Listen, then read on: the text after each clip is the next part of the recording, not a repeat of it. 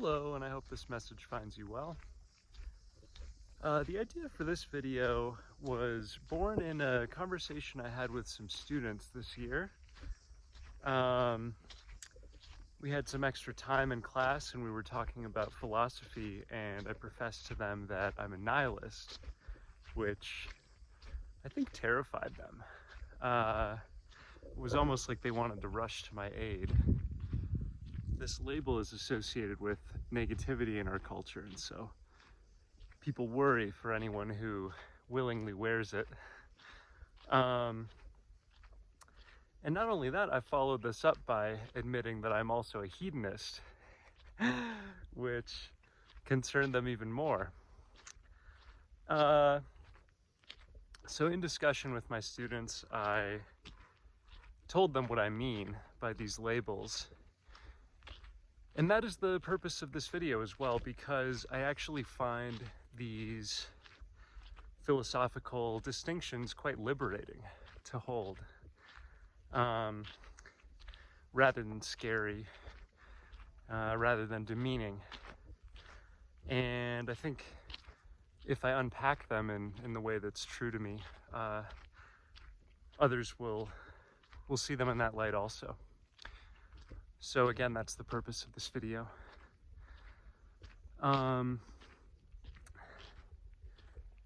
Very hot today, by the way. Like probably almost 90, which is about as hot as Santa Fe tends to get. So what do I mean by nihilist? We'll start with that one. And by the way, I guess I should just backtrack and say that, we're always changing, philosophically and otherwise, but as I have kind of come over the ridge into adulthood, these are two labels that feel pretty stationary to me. Being a nihilist, being a hedonist. So, I don't feel there's any loss in unpacking them with others. So nihilism means believing in nothing, or believing that life is meaningless. And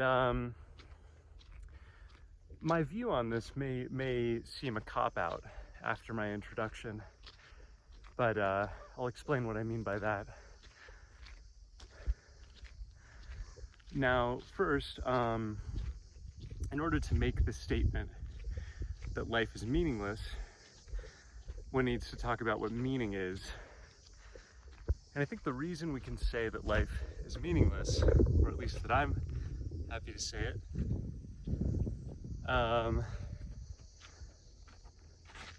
this bug doesn't want me to say it.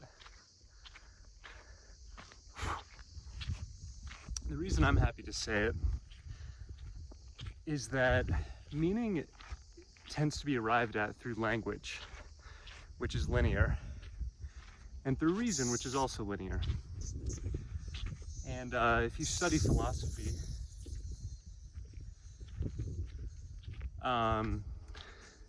you'll see that people, begin with precepts and add to them with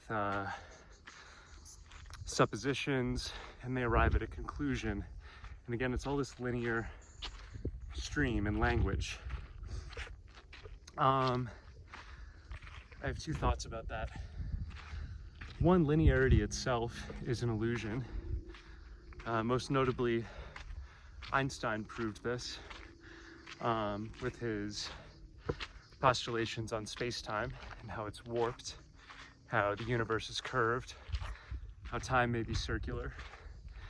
And he was really just echoing what a lot of mystical traditions had discovered millennia prior. So linearity itself is an illusion. That's point one. Point two, reason itself derives from emotion rather than being the other way around. And this too, most philosophers have concluded hundreds of years ago. So I always laugh these days when people talk about, facts, not feelings, and that sort of thing. The two are intimately related.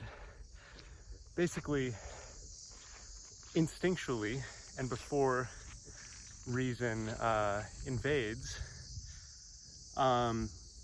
we have an emotional reaction to something. And that emotional reaction kind of already foretells the conclusion we want to select. And reason is then hazarded as our excuse for reaching that conclusion.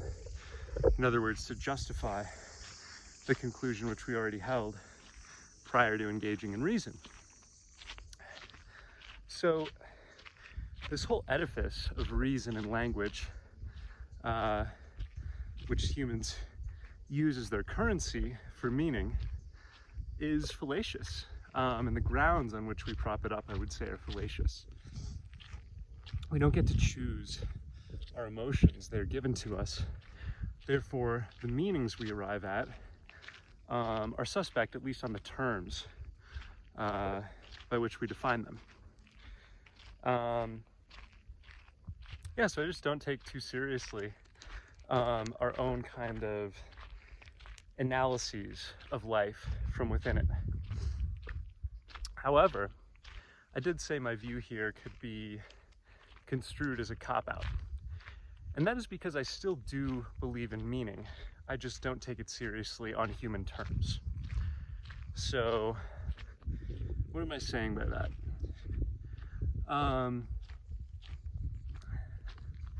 I believe that life has meaning through presence, through resonance, that existence itself is meaningful. However, it's meaningful in an objective sense, which is beyond any singular human observer. So it's meaningful in a way that I believe humanity is incapable of understanding. So it's not that I would say there is no meaning. Rather, it's that I would say the meaning that we ourselves provide by living cannot be grasped by ourselves. It's beyond our framework, beyond our horizon. I have a feeling this video is it's very dark. Maybe that's just how it appears to me, and it will be more illuminated and in playback. It's okay either way. So yeah, I take meaning on faith. I say that there is meaning and that it's something that can be felt. And I think a lot of spiritual traditions are after kind of feeling into this meaning, this energy that is swirling in life. But do I believe it can be defined mentally? No. And I believe those efforts are fruitless. And so partially because it resonates for me, and partially because it's just fun to take on so-called negative labels, I call myself a nihilist. I have lost faith in at least the human project of constructing meaning. I believe there may be a meaning beyond our capacity.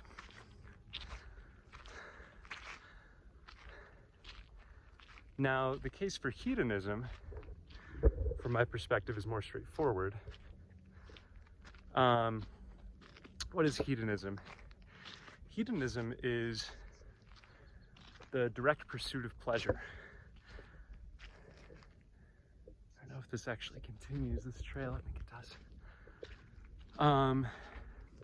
Yeah, it's the pursuit of pleasure. A hedonist is, at least classically, going to be consumed by lust, get into gambling, do drugs, things like that, which of course doesn't describe my existence at all.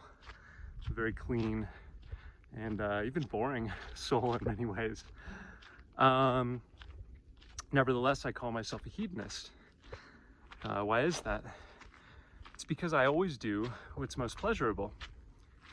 Now, when I told this to my students, they were concerned for me because we live in a puritanical culture which is fearful of pleasure. Conversely, that's why it so exoticizes pleasure and why we have a thriving porn industry, because it's suppressed. So of course it's going to become intoxicating, you know, as a consequence of that. That's just how the mind works. But yeah, we have a culture that basically pegs pleasure as bad. And so, you know, when I tell my students I'm a hedonist, they think basically the aforementioned list. That means he's gambling, he's drinking, he's, you know, kind of astray from God. Even if they're secular, their reaction denotes this sense. My finding, and I've really just been studying myself in this way for, I suppose, for my whole life. My finding is that things that are deleterious for my body simply don't feel good, so I don't do them. Over the past, you know, 6 months or so, I've totally stopped drinking. I mean, like, not a drop. It's actually repulsive to me now. I'm basically a vegetarian. I exercise every day. But I also behave willy-nilly when impulses arise, you know? So I used to have like work regimens. I would wake up every day and, you know, I have to write for an hour or 2 hours or whatever because I have to be great. I don't do that anymore because it doesn't feel good. Sometimes if I want to write or if I want to make a video, for example, I was inspired about 20 minutes ago to make this one. I just do it because I want to do it.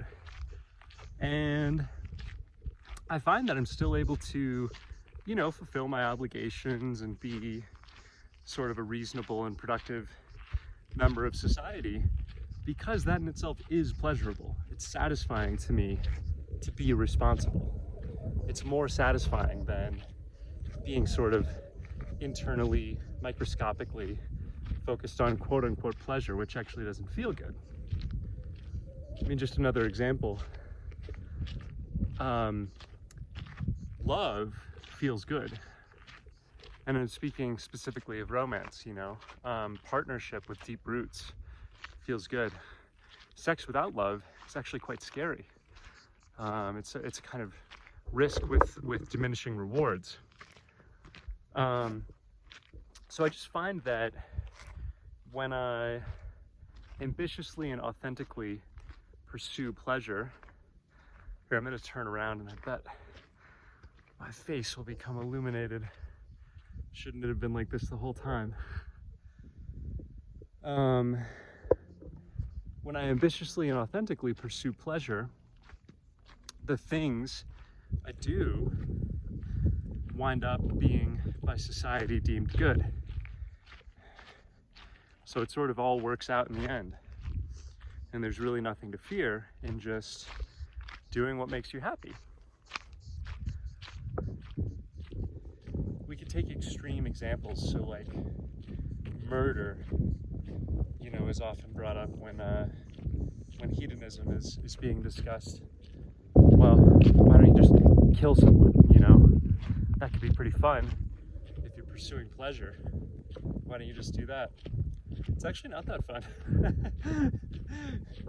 I realize that implies I've done it before. I'm just saying, so on the level of being a human being with empathy, it would actually hurt me to do that.